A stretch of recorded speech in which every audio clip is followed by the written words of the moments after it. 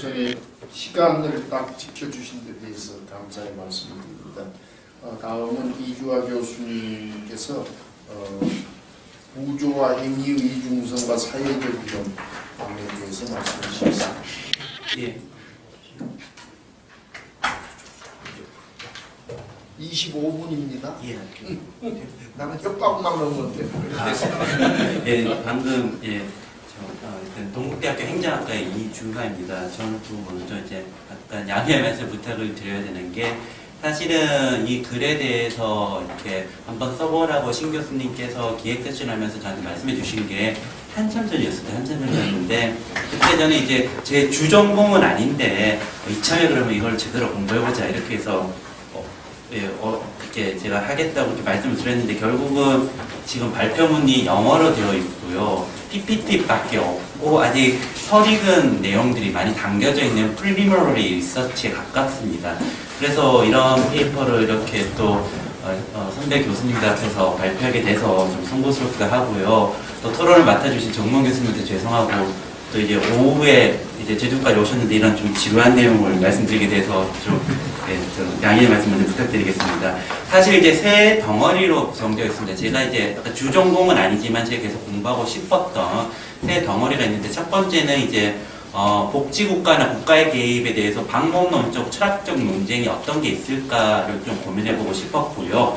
그런 다음에 이제 구조화 행위의 이중성 문제를 예를 들면 기든슨의 논이라든지 지금 신 교수님께서 잘 말씀해 주신 비판적 실제론이라든지 아니면 지금 역사적 제도주의를 통해서 이 두 가지의 논의를 좀 살펴보는 거고 그걸 두 개를 이렇게 잘 버무려서 사회적 위험이란 문제에 대해서 좀 더 논의를 해보고 싶었는데 아직 추상성이 높은 부분도 있고 서로 논리적 연결고리가 매끄럽지 않은 부분이 많이 있는 그런 내용입니다. 그래서 일단은 처음에 이제 시작 같은 경우는 제가 그 PPT를 그냥 안 하고 저 몇 분 안 되셨고 여기 또 프린트문이 있으시기 때문에 이걸로 제가 말씀을 드리도록 하겠습니다. 그래서 이 페이지에서 보면 나오는 게 이제 어떻게 보면 우리가 복지국가에 대해서 어떤 철학적 방법적 기초를 왜냐면 복지국가나 국가 개입을 설명할 수 있는 거는 뭐 경제학적 시장의 구조도 있을 거고요. 이익집단 논이 되었던 조합주의가 되었던 아니면 복지국가에서 논의하는 권력자원이 되었던 어떤 정치적인 설명도 있을 건데 그러면 철학적인 방법론적인 어떤 기반을 어떤 식으로 풀어낼 수 있을까? 물론 인권도 있죠. 헌법 34조도 있고요. 마샬이 얘기했던 시민권의 개념 중에 하나로 소셜 라이트도 있는 거고요. 연대, 정의 이런 것도 있을 수 있겠죠. 그렇지만 저는 출발을 어떻게 보면 복지하고 좀 멀 수 있는 자유의 개념에서 시작을 하고자 하였고요. 그런다면 그 자유의 개념이 가지고 있는 철학적 방법론적 한계가 결국은 아까 신 교수님이 말씀하실 때 언급되었지만 경험론적 존재론과 구조를 정확하게 보지 못했다는 한계를 짚고 그런 다음에 사회 구조의 어떤 그 이중성으로 일단 나아가는 부분이 있습니다. 근데 사회적 위험에 대한 논의들 같은 경우에 보면은 일찍 럭우드 같은 경우는 그러니까 소셜 인터그레이션과 시스템 인터그레이션으로 나누기도 했고요. 최근에 일단 보면 여러 학문 분야에서 많이 얘기하고 계시는 퀄리티 오브 라이프라든지 소셜 퀄리티 연구 같은 경우도 개인적 차원과 구조적 차원의 논의를 하고 있습니다. 근데 사회적 위험에 대한 최근 논의들, 여기서 제가 말씀드린 사회적 위험은 울리백 같은 위험 사회론이 아니라 정체가, 비교 정체가, 복지 정체에서 얘기하는 사회적 위험 논의 같은 경우에는 개인이 맞닥뜨리는 사회적 위험인 빈곤이라든지 고용이라든지 이런 것에 대해서 논의를 하고 있는데 사회 전체가 맞닥뜨리고 있는 어떤 사회의 어떤 서스테이너빌리티 차원에서의 위험의 얘기가 좀 덜하고 있어서 그걸 좀 논의하고 싶은 게 있고요. 우리가 공유주의 비극이라든지 예수의 딜레마에서 알듯이 개개인이 했던 합리적 선택이 사회 전체적으로 어떻게 보면은 비합리적인 문제를 드러나는 거를 레셔널 초이스적인 측면이 아니라 과학 철학적 논쟁에서 어떻게 얘기할 수 있을지 구조적인 측면에서 어떻게 논의할 수 있을지 그런 논의가 좀 있는 부분들이 있습니다. 그래서 그런 게 이제 앞부분에 나와 있고요. 3페이지에는 그래서 자유주의 같은 경우는 당연히 여기 다들 이제 다 잘 아시는 내용인데 이런 기계 설명할 필요가 없을 것 같고요. 근데 자유는 결국은 출발점은 권리에서 시작을 했고 그런데 아이사 버름이 얘기했던 성국적 적극적 자유도 있는 거고 그런 다음에 자원이 있어야겠죠. 그러니까 리소스가 있어야 되는 거고 왜냐하면 시장에서 나는 소비자로서 권리가 있지만 돈이 있으면은 어떻게 보면 적극적 자유가 없는 거고 물건을 못 사는 거니까요. 근데 거기서 물론 여기서 이제 존 롤즈도 나왔고 했지만 거기서 한 발 더 나아가면 이게 아마티아 센이 얘기했던 케이퍼빌리티하고 어프로치하고 연결할 수 있는데 이게 정책에서 밖에 있다고 생각합니다. 어리나 수영복 상표기도 하는 어리나가 있어야 된다는 거, 영역이 있어야 된다는 거죠. 왜냐하면은 우리가 문화적 혜택을 누리기 위해서는 어떤 지역이든 거기에 문화 정책을 통해서 어떻게 보면 문화적인 어떤 그런 자원들이 그 영역들이 있어야 되는 거고요. 정치적 참여를 하기 위해서는 어떤 좌우파라든지 진보 보수의 어떤 정당이 있어야지 정치 참여를 할 수 있는 거고요.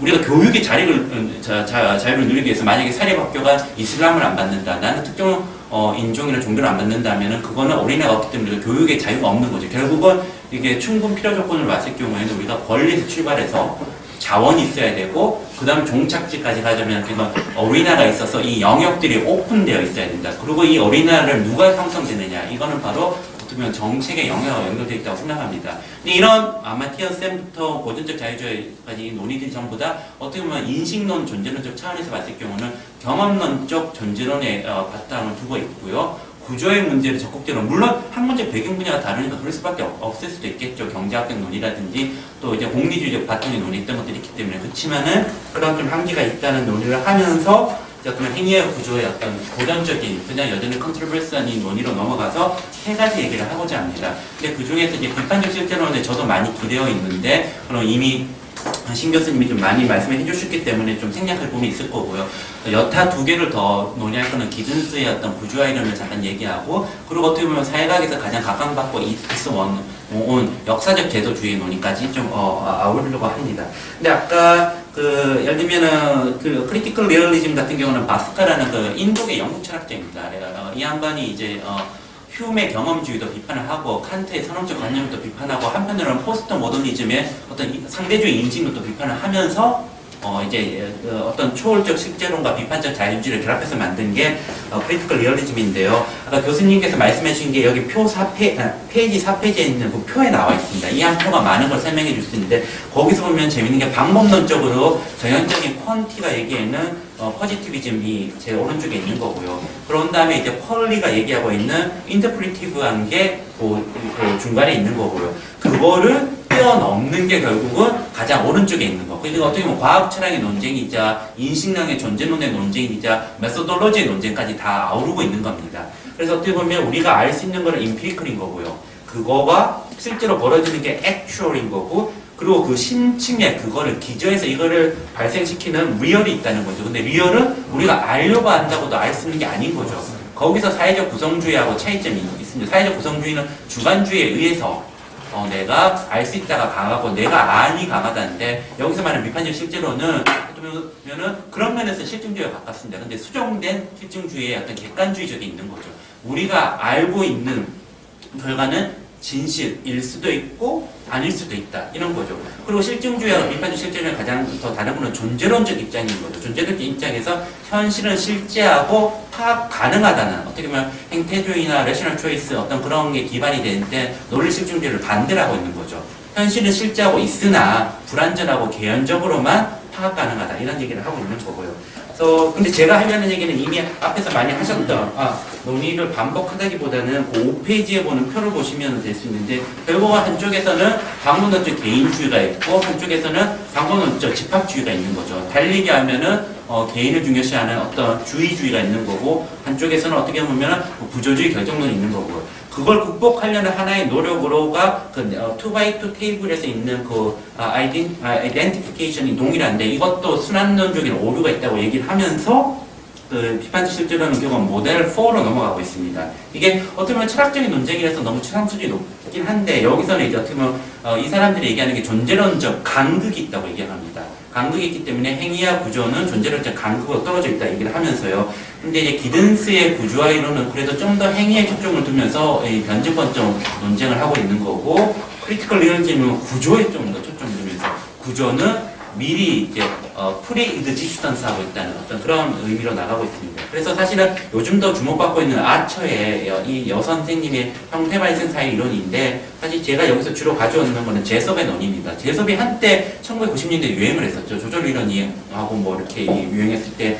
뭐 브람시 헤게모니 이론도 가져오고 후기 플란차스주의 논의를 가져와서 이제 제섭의 국가론이 유행을 했는데, 여기서 그 얘기를 하자는 게 아니고요. 제섭이 얘기했던 거는 결국 어떻게 보면은 그 개념 중에 하나가 컨티전트 네세서티라는 게 있습니다. 이게 뭐냐면 결국 다양한 인과 연세들의 결합으로서 어떤 결과는 하나는 필연적으로 발생을 하는데 그거를 인식하기 위한 방법은 하나의 이론에 의존하면 안 되는 우연적인 요소가 있답니다.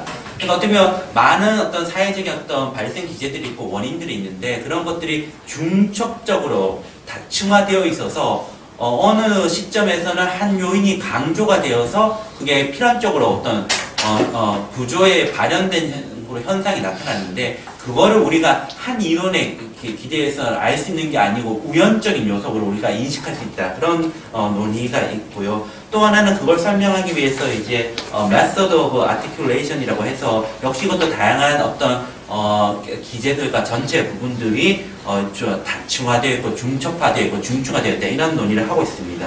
그래서 여기서 얘기하는 구조와 행위자의 문제 같은 경우는요. 일단 이게 나중에 보면 기든스하고 비교하면 이제 좀 더 또렷한데 기든스는 우리 인간이 암이 중요한 거고 날리저빌러티가 중요한 거고 그리고 케이퍼빌러티가 있기 때문에 우리가 구조를 좀 더 파악할 수 있다고 얘기를 합니다. 그리고 구조는 이중성이 있어가지고 이게 그러니까 역사적 제도주의가 많이 가져온 개념인데요. enabling도 하고 constraint도 하고 그렇다고 하고 그럼 그걸 누가 하느냐? 행위들이 하고 있다고. 그래서 둘이 mutually constitutive하다는 게 기든스의 논이고요. 거기에 비해서 어떻게 보면은 비판적 실존하는 구조가 미리 존재하고 있고 구조라는 거는 행위자와 존재는 좀 간극이 있는 거고 구조라는 걸 우리가 파악할 수 없을 수도 있고 우리가 행위자가 바꾸려고 하더라도 부분적으로는 바꿀 수도 있다. 이런 부분이 좀 차이가 있습니다. 어쨌든 그런 논의들이 있는 거고요. 시간 관계상 좀 넘어가면 이제 역사적 제도주의 같은 경우에도 처음에는 이제 역사적 제도주의의 의도하고 다르게 행위와 제도의 어떤 상호관계를 잘 설명하고자 했지만은 결국은 패스 디펜던시를 더 많이 강조하다 보니까는 의도치 않게 제도 변화를 설명하지 못했었습니다. 거기에 대한 반성으로 역사적 제도주의가 그 기존의 단절적 균형 인용이 아닌 점진적 변화를 설명하기 위해서 셀른 같은 선생님이라든지 많은 학자들이 얘기하는 것 중에 점진적인 변화가 축적돼서 어떻게 그게 제도가 evolve하고 있느냐 그게 이제 최근의 역사적 제도주의의 논의인 거고요. 그래서 그 중에 예를 들면은 담론적 제도주의, 아이디어, 담론, 프레이밍 이쪽을 강조하는 쪽도 있는 거고요. 아니면 어떤 점진적 변화를 처음에는 셀른 선생님 같은 경우는 레이어링하고 컨버전으로 두 개를 설명했다가 2004년 책에는 그런 다음에 스트릭하고는 2005년 책에서는 5개로 나눠서 드리프트하고 디스플레이스먼트하고 이그저스천까지 그렇게 그런 어떤 논의로 얘기하고 이제 여기서 하자는 것도 결국은 구조와 제도가 어떻게 같이 맞물려가는지 설명을 하고 있는 거고요. 이제 이런 논의들을 좀 가져와서 그러면 사회적 위험을 우리가 논의를 할 때 결국 이런 것들을 감안해서 개인적 차원의 사회적 위험이 어떤 게 있는 거고 구조 혹은 체계적 차원의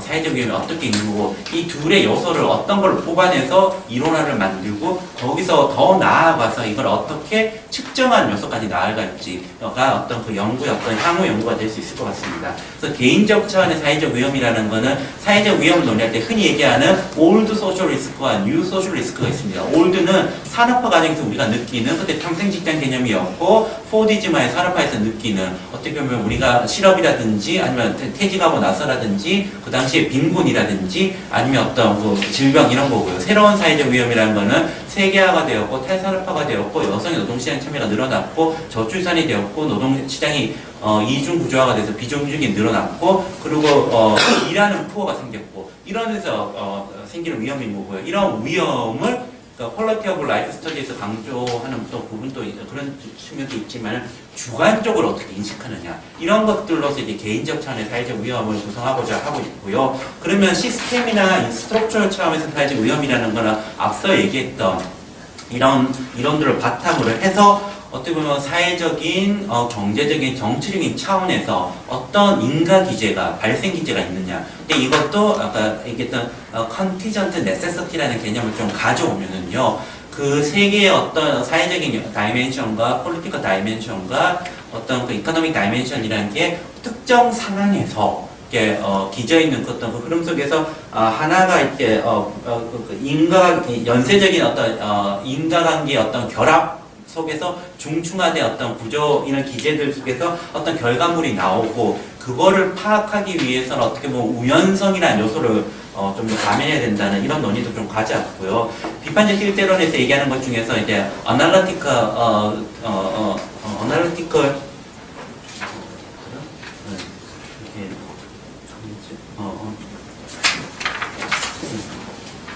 어널리티컬 듀얼리즘이라는 개념을 가져와서 좀 이런 논의를 좀 이끌어내면서 결국은 어떻게 보면 경제적 재생산 문제와 또 요즘에 이제 주목받고 있는 사회 통합의 측면과 어떤 인구 재생산이라는 이런 세 가지 차원에서 시스템 레벨에서 소셜 리스크를 좀 파악해야 되지 않을까 이런 논의를 하고 있습니다.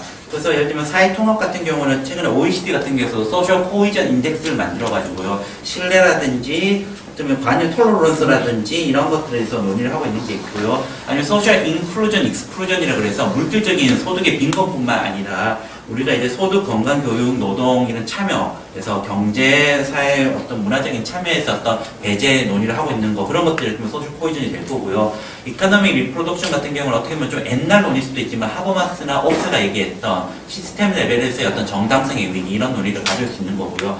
데모그래픽 리프로덕션 같은 경우는 인구 구조의 변화, 저출산 문제 이런 것들을 연결할 수 있어서 이런 것들을 좀 이론으로 좀 탄탄하게 좀 만들면서 나중에 가능하다면 측정 지표까지 알아보는 거 그게 마지막 10페이지에 나와 있는 시스템 레벨의 소셜 리스크가 됩니다. 이제 서두에 말씀드렸듯이 어떻게 보면 이게 각각이 좀 따로 노는 부분이 있고요. 제가 아직 내공도 부족하기 때문에 더 연구의 부분도 많이 있고요. 그런데 이런 게 어떻게 보면 제가 앞으로 공부하고 싶은 부분의 하나라서 이렇게 좋은 자리에 그 선배 교수님께서 이렇게 또 서류한 내용이지만 발표하게 돼서 저는 개인적으로 되게 좋은 시간이었습니다. 감사드립니다.